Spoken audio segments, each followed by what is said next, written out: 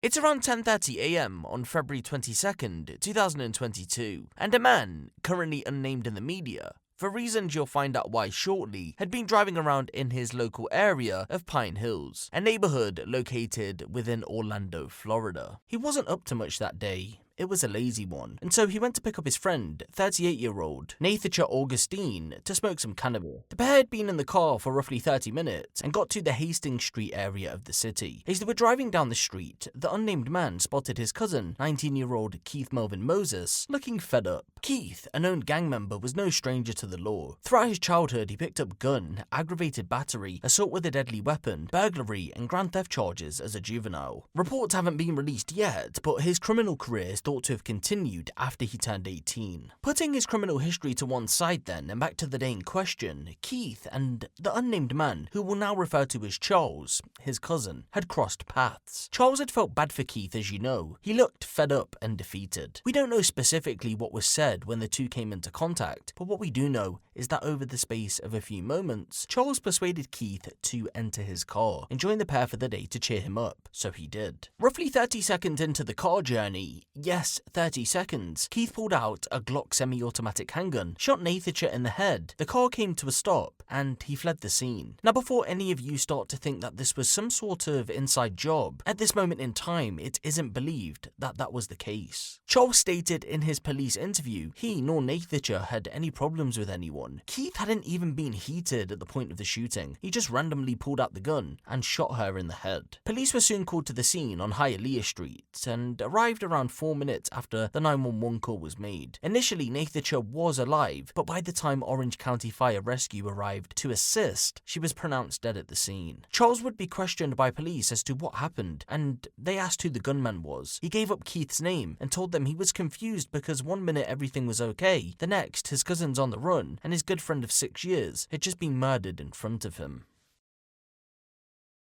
The cordon set up by police was removed at around 3:20 p.m. Crime scene investigators left the scene. The hunt for Keith was on. The only people left were locals and news reporters. Dylan Lyons, an Orlando Spectrum 13 news reporter, and his cameraman Jesse Walden hadn't been on the scene at that point, but they headed down there to complete the 5 o'clock news segment. The scene had quietened down massively by the time they arrived, and they found themselves right in front of the crime scene where the homicide investigation had been opened only hours earlier.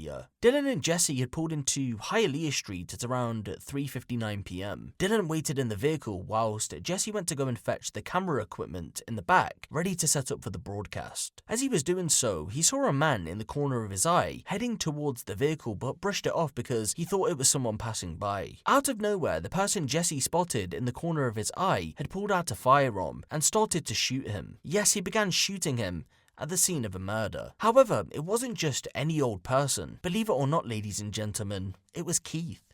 He had returned to the scene to seemingly drop more bodies. Multiple shots were fired towards Jesse. He was hit in the groin. Keith then turned his attention to Dylan and began to fire at him while he was sitting in the vehicle. He was shot in the chest. A 911 call was placed at around 4:05 p.m, stating that a man matching the description of the gunman that was already being hunted by police had returned to the scene and had opened fire on news reporters. Police would arrive a short while later. Both victims were rushed to hospital. Jesse would thankfully survive. Dylan, unfortunately, would succumb to his injuries.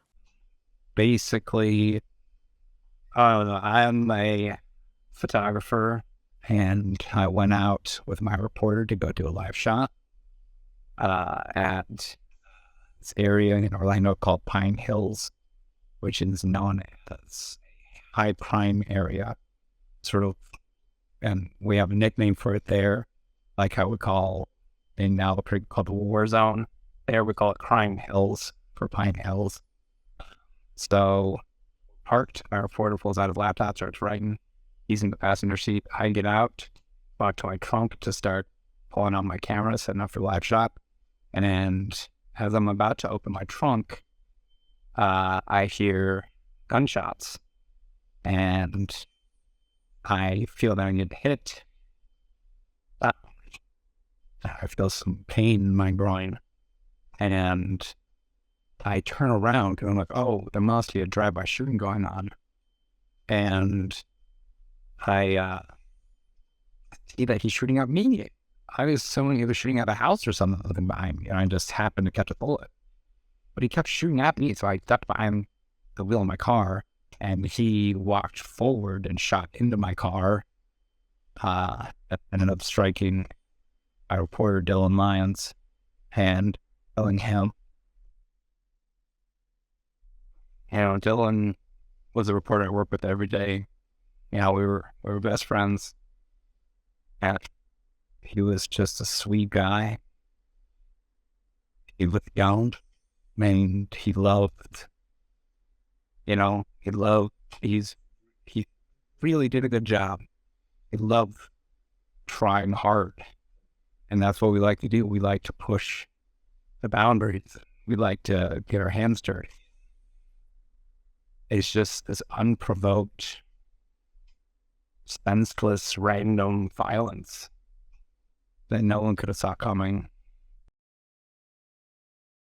With 10 to police at the scene and Keith seemingly on foot according to witnesses who saw him flee, it was only a matter of time before he would be tracked down within the area. But sadly, before police could make an arrest, he would strike out once again. After shooting Dylan and Jesse, Keith ran in the direction of Harrington Drive, a stone's throw away. Presumably wanting to hide from police until everything had died down, he attempted to seek refuge in Brandy Major's home. The two hadn't known each other, but Brandy had left her rear sliding glass door unlocked so she could let her dog in and out, but sadly this would be a grave mistake. Talking of the moments just prior to Keith entering the property, she remembered taking a quick nap whilst her 9-year-old daughter Tayana had a quick play with some toys before getting her dance items ready for when her father got home. Although Brandy had been enjoying her nap, she was about to be woken up by a nightmare. 2 shots, bang bang, and a scream were the components. "He shot me," Tayana screamed as she ran into her mother's room. Half asleep, Brandy was soon awake when she herself received a gunshot wound to the arm. She was face to face with Keith. Brandy would soon spring into action. She grabbed Tayana and the pair barricaded themselves into the master bathroom. A 911 call was made to police. Brandy shouted that police were on their way, and so Keith fled the scene once again. When emergency services arrived on the scene seconds later, 9-year-old Tayana was found dead in her mother's arms after being shot twice by Keith. Keith wasn't on the run for long though, and eventually police would catch up with him.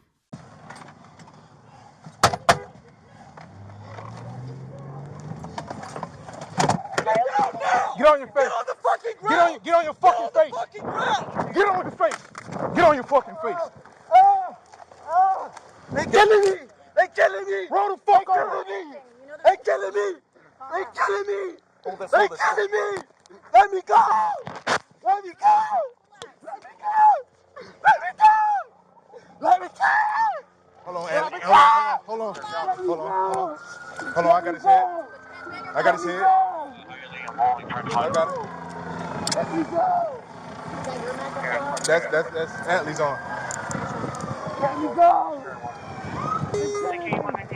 Relax, man. All right, we got him secure. Relax. Hey, all you guys coming up. He came relax. From the other direction. Relax.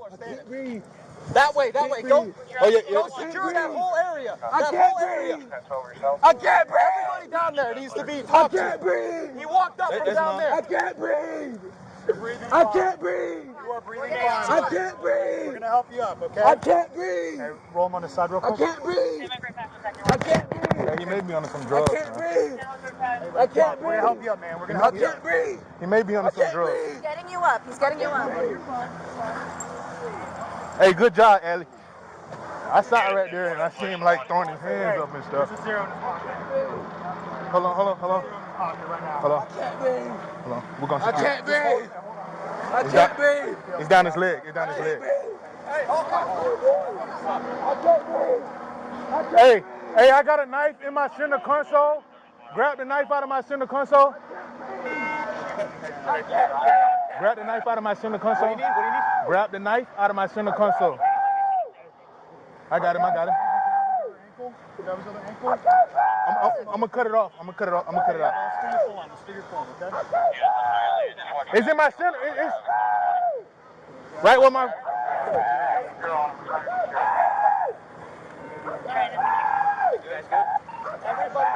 Yeah. You got a knife? Huh? You got a knife? Nah, that's not gonna work. Hey, Allie, let me get that knife. It's a 0 right here. Yeah. Oh, use the back. Hey, I got gloves. I got gloves. Hey, use the back side of this. Here, I got gloves. It'll cut the fabric. Like rip the fabric with this. I got gloves. 1569. You guys got it secured? Yeah, you got it secured. Put gloves on so we can get the 0. Watch out. Got the 0. It's hot still. It's hot. Watch it around that way. Cover this in.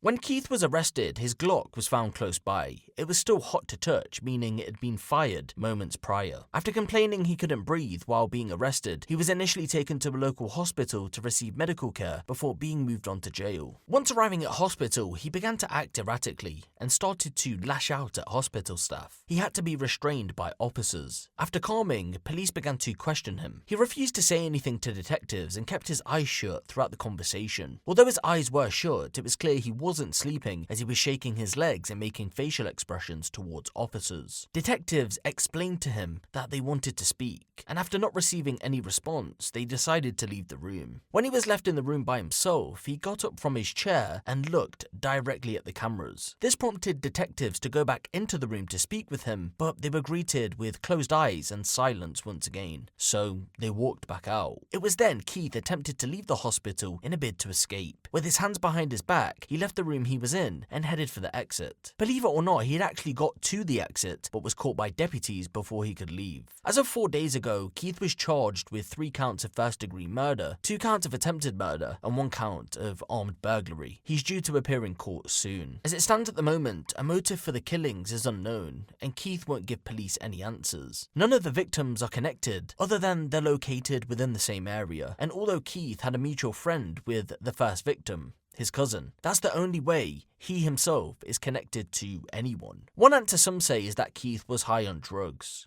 Other than that, there's no logical explanation as to why he did what he did, at least for now anyway. Maybe at some point in the future, he will confess to police. It shouldn't have been her. It should have been Tiana. It should have been. I can't believe it. It should have been. My poor baby. I'm very sorry. Yes, my baby, Tiana Judy Marie Major, my Yaya. She had a dream. She didn't have a dream just for her. She loved everybody. She had a dream. She had a desire to help people and do for people. She wanted to be remembered for the love that she gave. She also wanted equality for homeless people, and she wanted to give to all the little children that needed stuff. Like, she was just my heart, my angel. Like, and I'm gonna miss her so much. I can't do this. I gotta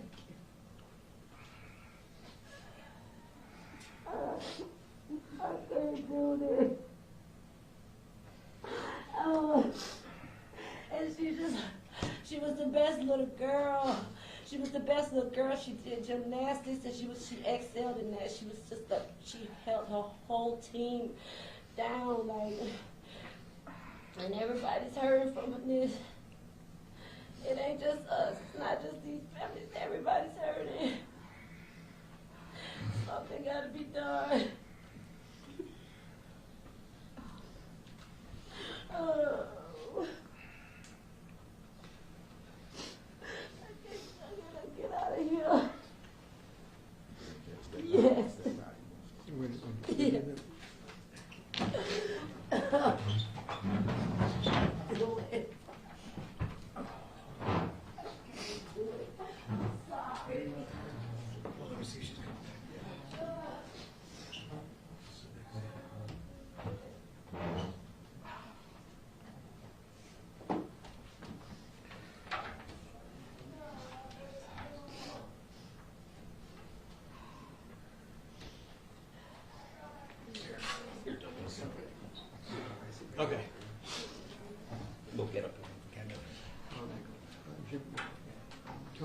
wants to be out there with his wife, but he had words to say, so. She was my everything.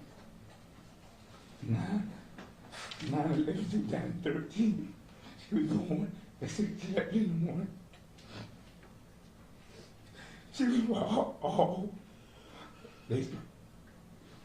they call me Mr. Mom, you know. She was just everything. Again, my soul is gone. It was my gymnast. That was the number one friend. I didn't miss damn practice. We didn't miss damn practice. He just took my world, my fishing buddy. It's so hard. It's just hard. It's hard, man. That's my everything. Just want the world to know that until we meet again, yeah. Daddy love you. Daddy love you, man. To my world, man.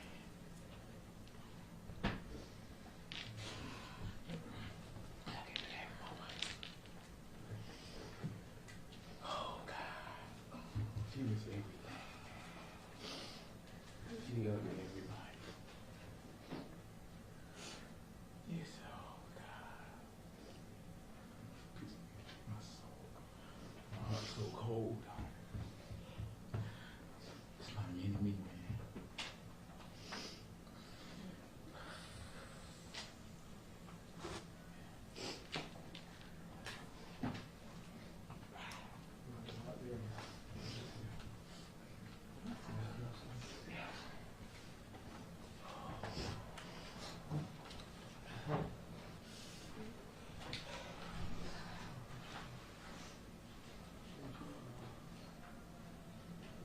Gary, can you talk to us about Dylan, about when you first learned he was coming back to Orlando? And when I spoke with him on the field, he told me that he was back living with you guys. What did it mean for you guys to have him back with you here?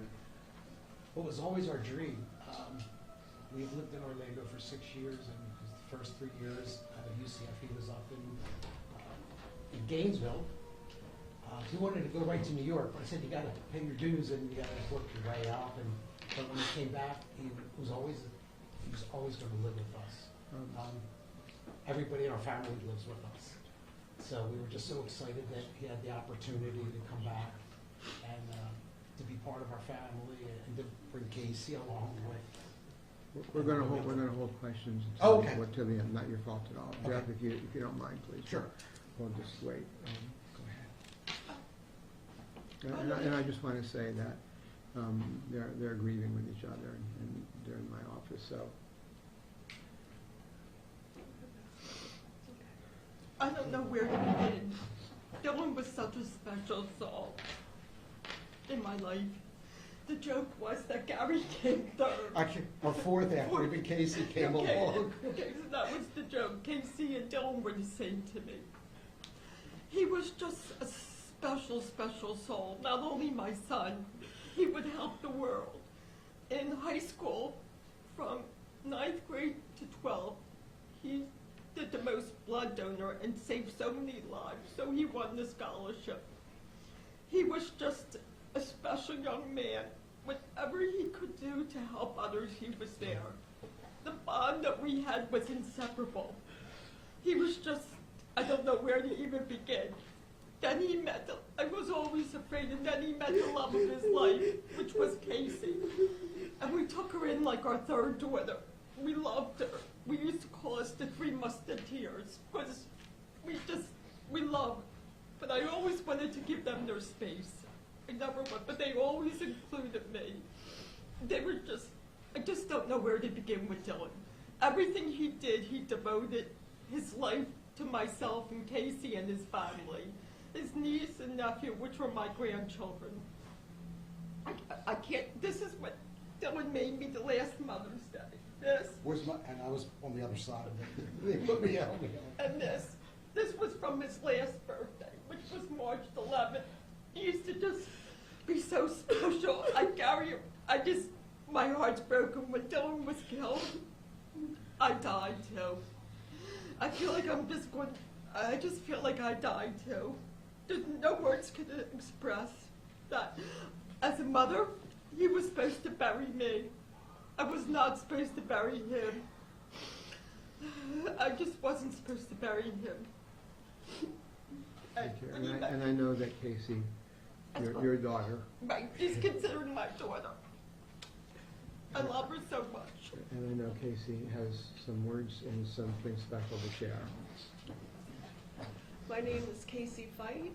I am the fiance of Dylan Lyons. Dylan and I shared a love people search their whole life for. True love. I'll never forget the first time I saw Dylan. It was about 3:30 in the morning in the TV20 newsroom. He was wearing a yellow TV20 polo, and he was walking to his desk. He walked past the edit bay I was in, and then took a few steps backwards and popped his head inside and said, "Who are you?" And I told him, "Oh, hi, my name is Casey, I'm new here." He replied, "Oh, I'm Dylan. I'm the office hottie." I knew from that moment I met my Dylan that he was special. I am forever broken without him here with me. There's nothing Dylan and I wanted more than to be married and have a baby together. This is the part where I share that with the help of an amazing team of doctors, I was able to freeze Dylan's sperm, and I'm going to do IVF. I know he would want me to have our baby. I'm just completely devastated he can't be here for what we were so excited for. I am going to set up a GoFundMe to help pay for the IVF treatment and any other expenses our baby would need that their daddy would have helped with. You see gun violence all over the country, but you never think it will happen to your family. Cherish every moment you have with your significant other. Life is too short, and I would do anything to have my Dylan back in my arms. I love you forever and always, my love.